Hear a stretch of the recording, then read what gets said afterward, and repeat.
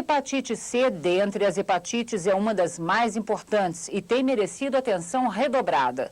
Um dos grandes problemas da doença é que a maioria dos portadores só fica sabendo que tem hepatite C quando há complicações. Vamos conhecer um pouco mais sobre as características da hepatite C, saber como tratá-la e o que fazer para prevenir a doença. A hepatite é uma doença inflamatória do fígado que pode ser causada por uma série de agentes.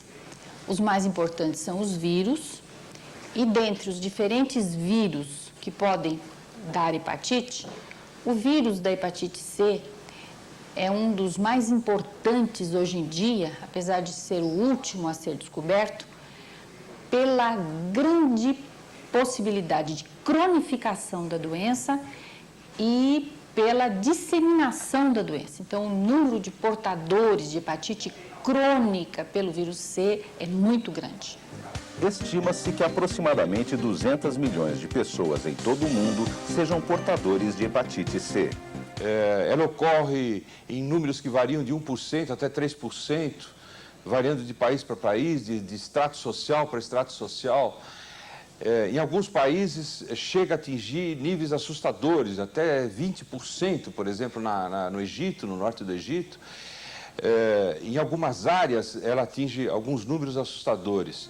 A infecção pelo vírus da hepatite C atinge predominantemente o fígado, podendo causar consequências como uma hepatite crônica, uma cirrose ou, eventualmente, um câncer. Entretanto, são descritos, associados à infecção pelo vírus da hepatite C no fígado, uma série de outras manifestações que nós chamamos de manifestações extrahepáticas da infecção pelo vírus C. Ou seja, as pessoas que têm uma infecção crônica pelo vírus C podem ter doenças de pele associadas à infecção, podem ter doenças na tireoide, que são associadas à presença da hepatite C. Podem ter doenças renais, glomerulonefrites, que são associadas ao vírus C.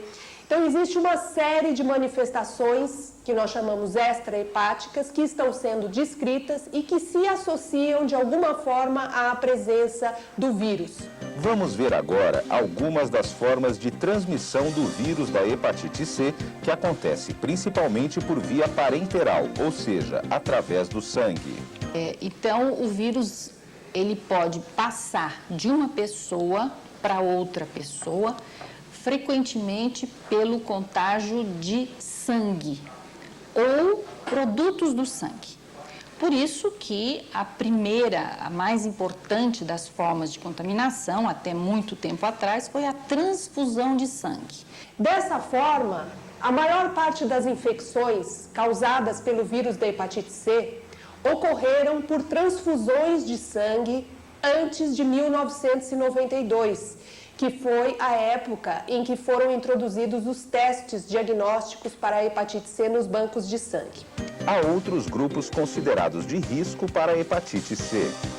Particularmente o uso de drogas ilícitas por via endovenosa, principalmente pelo compartilhamento de agulhas e seringas entre grupos de pessoas que fazem uso dessas drogas, que são hoje os grupos nos grandes centros, né, onde existe a maior prevalência da infecção pelo vírus da hepatite C. É dúvida comum também saber o tamanho do risco de transmissão do vírus da hepatite C na gestação, de mãe para filho. A transmissão materno-fetal ela é também extremamente difícil. Ela é estimada em cerca de 2%, 3% no máximo das gestantes positivas transmite para os seus conceptos. Há dois fatores que interferem decisivamente nessa questão. Uma são aquelas mulheres que são portadoras do vírus da hepatite C e concomitantemente são portadoras do HIV. Aí há uma facilitação da transmissão. Na população não portadora do HIV, o grande risco são as mulheres que têm cargas virais excessivamente elevadas. Esse risco também não ultrapassa 3%. De maneira que a transmissão materno-fetal é muito difícil. A transmissão do vírus da hepatite C por via sexual também pode ocorrer. Diferentemente da hepatite B, que é considerada uma doença sexualmente transmissível, a hepatite C também pode ser transmitida por via sexual, mas principalmente quando existe concomitância de alguma doença sexual. Profissionais de saúde têm risco aumentado devido à possibilidade de acidentes não intencionais com sangue contaminado. Eu sou cirurgião dentista e basicamente na área cirúrgica, atuo na área cirúrgica, como sempre atuei desde 1978, onde inclusive não se existia tanta prevenção para evitar contaminações por vários tipos de vírus, não só da hepatite. Outras maneiras de exposição, ou seja, de risco para o contágio do vírus da hepatite C. Consultório do dentista, através de aparelhos e equipamentos contaminados não esterilizados. Barbeiro, através da lâmina de fazer barba. Manicure e pedicure, através da tesoura e alicates ao fazer as unhas das mãos e pés. Tatuagens, piercing e acupuntura, através de agulhas e objetos cortantes. Qual o tempo de vida do vírus? Ou seja, por quanto tempo ele sobrevive no ambiente e pode contaminar uma pessoa? Vamos ver uma orientação. O vírus, sabidamente, ele fica cerca de 3 horas vivo fora da célula, de maneira que qualquer material cortante coletivo pode transmitir a infecção. A doença pode se manifestar de forma aguda ou crônica, porém, o risco de cronificação no caso da hepatite C é muito grande. A infecção pelo vírus da hepatite C cronifica na grande maioria das vezes. Nós estimamos que cerca de 80% a 85% dos indivíduos que se infectam pelo vírus C evoluem para formas crônicas de infecção. Entretanto, uma pequena porcentagem, cerca de 15% dos indivíduos, pode não evoluir para a forma crônica e resolver a sua infecção após uma fase aguda de doença. Além disso, ao longo dos anos, uma pequena porcentagem de indivíduos pode também espontaneamente clarear o vírus. Esse clareamento espontâneo é uma eventualidade rara, mas que ocorre relacionada ao vírus da hepatite C. A hepatite C é considerada uma doença silenciosa. Em geral, apresenta sintomas só quando já existem complicações. O indivíduo, uma vez infectado, ele pode ficar assintomático, sem sintoma algum, durante décadas. 10 anos, 20, 30 anos, até 40 anos têm sido descritos. Esses indivíduos podem não apresentar nada e levar uma vida absolutamente normal e desconhecerem o fato de que são portadores do vírus. Muitas vezes podem falecer por outros motivos. O tempo de evolução da doença é muito longo, é muito arrastado e vai determinando consequências para o organismo sem o portador se dar conta. Na história natural da hepatite, desde o momento de contaminação, os diferentes estudos têm mostrado que após 10 a 20 anos nós temos um processo de hepatite crônica, início de lesão hepática. E depois de 20 anos é que existe a possibilidade de desenvolvimento de cirrose, entre 20 e 30 anos. E só depois de mais de 30 anos, 30, 40 anos em que ele foi contaminado, é que costuma aparecer o câncer, a menos que haja outros fatores associados. Por exemplo, a associação com o álcool. Quando existem outros fatores de risco associados, essa evolução pode ser encurtada. Ele pode ter um tempo de evolução menor. Atualmente, há um grande arsenal de recursos para o diagnóstico do vírus da hepatite C e do estágio da doença, a começar por um teste de triagem, que é a pesquisa do anticorpo contra o vírus da hepatite C. Este teste é o anti-HCV e é o teste que é utilizado pelos bancos de sangue para fazer a triagem de eventuais portadores do vírus C. Uma vez frente a um teste de triagem positivo, um anticorpo positivo, nós temos que fazer outros testes diagnósticos mais sofisticados para saber se aquele indivíduo portador do anticorpo tem uma doença em atividade, tem uma hepatite crônica ou eventualmente uma cirrose, ou não, ou ele é apenas um portador do anticorpo sem maiores consequências. Alguns dos exames complementares para o diagnóstico da hepatite C. Testes de biologia molecular, chamado PCR, que detecta o RNA do vírus. A dosagem das transaminases é também útil no diagnóstico e no acompanhamento da doença. E biópsia do fígado, que ajuda a determinar o início ou não do tratamento. A partir daí foi realizada uma biópsia e nessa biópsia foi constatado que eu estava com uma cirrose intensamente ativa devido à atividade do vírus C. Em geral, a doença é identificada ou num exame de rotina ou quando uma pessoa vai doar sangue. Eu fui doar sangue simplesmente porque eu achava que eu poderia doar sangue, que eu estaria em plena saúde, não sentia absolutamente nada, me sentia uma perfeita atleta. E foi uma surpresa, porque eu doei sangue e eles me chamaram, uma médica conversou comigo e disse, olha, nós detectamos um vírus de hepatite em você, então eu vou te dar um encaminhamento para você procurar um especialista. Foi aí que eu resolvi procurar um médico, porque realmente eu não sentia nada, eu passei todos esses anos sem imaginar que eu poderia ter qualquer doença. Porém, nem sempre se consegue identificar a origem da doença. No meu caso, sobre como eu peguei essa doença, não foi estabelecido, porque eu nunca tive nenhuma transfusão, nunca fui usuária de drogas e realmente, no meu caso, é uma incógnita. Eu faço parte daquela porcentagem que você não tem uma origem determinada. A precocidade do diagnóstico é muito importante. Quanto mais cedo se conhece a situação do portador crônico do vírus da hepatite C e se inicia o tratamento adequado, melhor. Hoje nós podemos, com muita segurança, indicar qual é o momento propício para o início do tratamento. Indivíduos que desenvolvem lesões no fígado e que já estão desenvolvendo fibrose, esses indivíduos são candidatos a iniciarem o tratamento. É possível se chegar à cura em casos de hepatite C? Vamos ver um esclarecimento.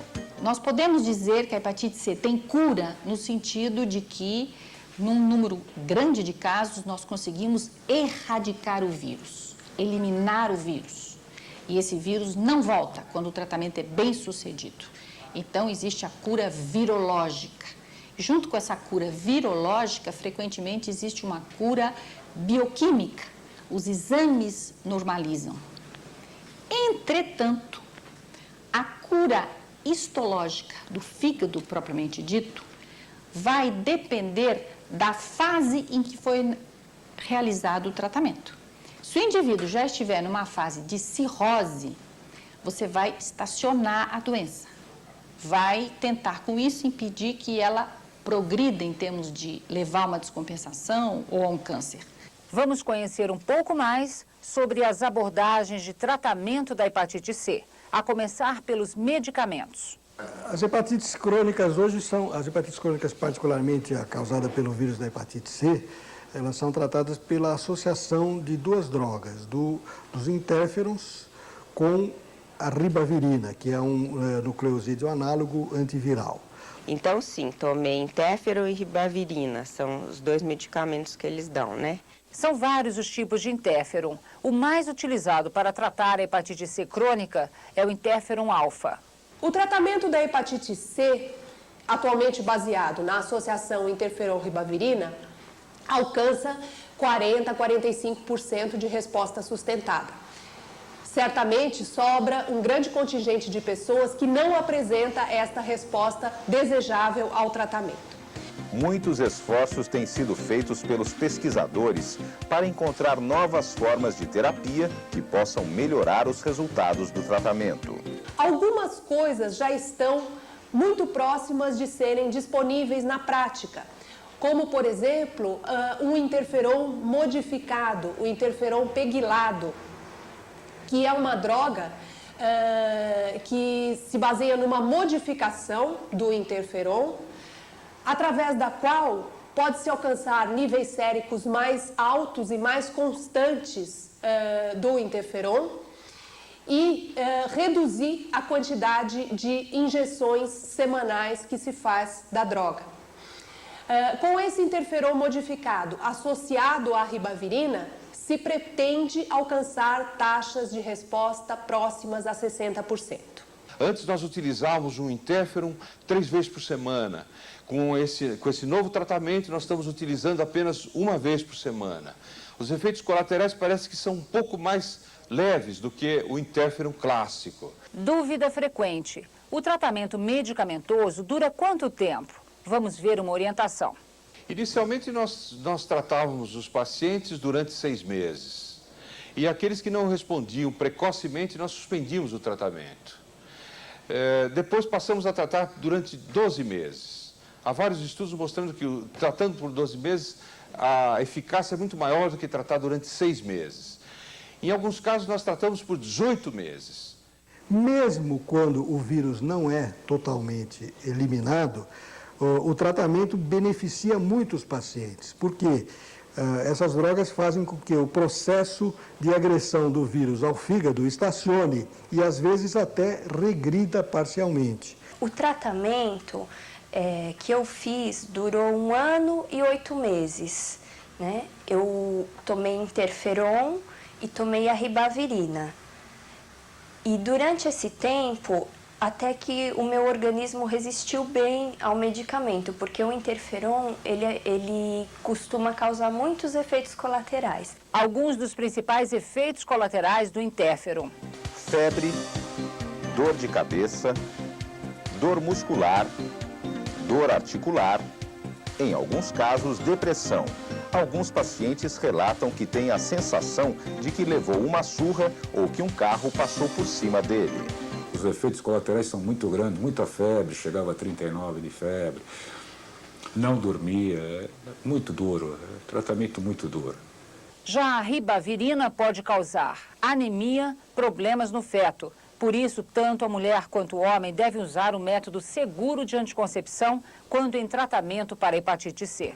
Além da prescrição médica, é fundamental para o paciente em tratamento da hepatite C crônica o acompanhamento médico, que em geral é mensal.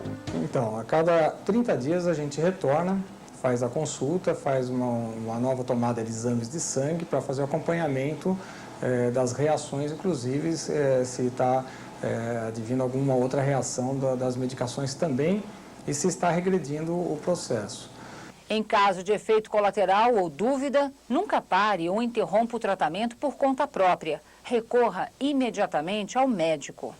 A adesão ao tratamento é fundamental.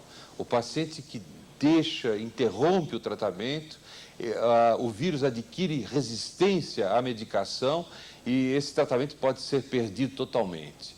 Outra questão que vale esclarecer: depois de iniciado o tratamento, o portador ainda pode transmitir o vírus da hepatite C? Durante o tratamento, enquanto ela tiver RNA positivo, ela pode transmitir o vírus. Então, nós só damos garantia de que não há mais transmissão depois que ela negativar por esse teste sensível de RNA e que ela realmente negativou o vírus. Agora vamos ver em que condições pode estar indicada a realização de um transplante de fígado.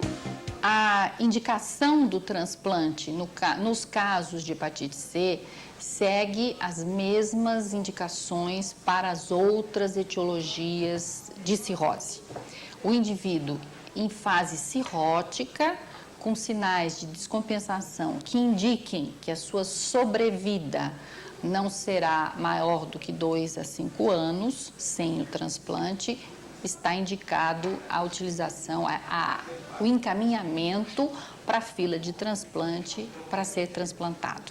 Então, as indicações na hepatite C, que aliás é a causa mais frequente de transplante hepático também no Brasil e na América Latina.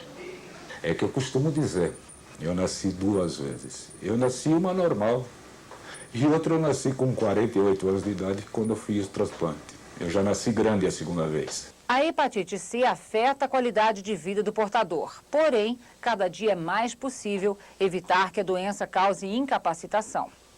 A doença propriamente dita, a hepatite C, ela só vai incapacitar a pessoa para o trabalho nas fases mais evoluídas, mais finais da doença. Numa fase de hepatite crônica, todos os pacientes estão na plena atividade física, inclusive a gente não inibe qualquer atividade física mesmo, esporte, pode praticar esporte, pode fazer exercício, pode trabalhar, é bom que trabalhe, porque se distrai. Vale alertar sobre alguns cuidados que podem ajudar a prevenir e a minimizar os riscos de complicações. Evite usar material coletivo contaminado com sangue. Leve tesouras e alicates à manicure para fazer as unhas. Leve lâmina ao barbeiro para fazer a barba. Use agulhas descartáveis para acupuntura e tatuagem. Evite bebida alcoólica. O álcool é uma droga que agrava muito as doenças do fígado. E uma recomendação a quem manipula bancos de sangue. Os bancos de sangue que estão na mão de empresas particulares, elas devem ser extremamente éticas, estabelecer um autocontrole sobre os doadores de sangue, impedindo então a transmissão através da transfusão. Vamos aproveitar e esclarecer mais uma dúvida muito comum. A pessoa que teve hepatite C pode doar sangue? Com relação à doação sanguínea, como o anticorpo vai continuar positivo, que o anticorpo dificilmente vai ser eliminado, ele vai ser eliminado da doação sanguínea. Pelo menos enquanto a gente não tiver um tempo de seguimento muito grande e não se fizer sistematicamente no banco de sangue a determinação do RNA, que hoje não é feita. A relação médico-paciente é muito importante para o sucesso do tratamento. Ela requer transparência e confiança.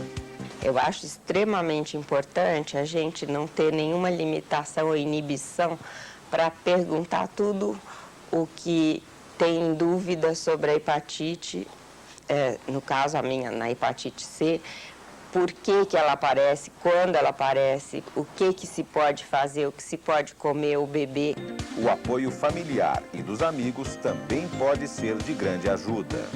A família pode ajudar conhecendo o problema, não discriminando os pacientes, porque a exemplo do que ocorre com outras infecções transmissíveis, né, isso sempre pode levar a um certo receio de contaminação, que é, na grande maioria das vezes, absolutamente infundado, porque não ocorre a não ser em situações excepcionais, né? Então, a família amparando o paciente, não o discriminando e dando-lhe todo o apoio que a família é capaz de dar, pode contribuir bastante para o tratamento desses pacientes.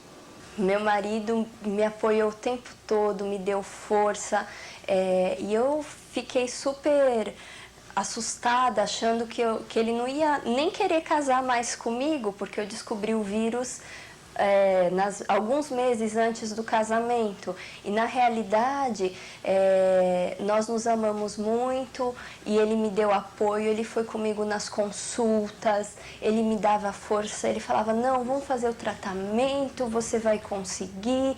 Ele foi o meu maior apoio.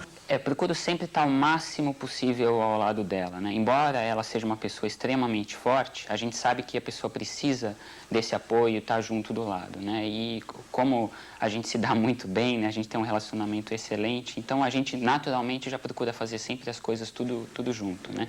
A troca de experiências, ver que não se está sozinho e saber que é possível ser otimista, independentemente do estágio da doença, pode ajudar.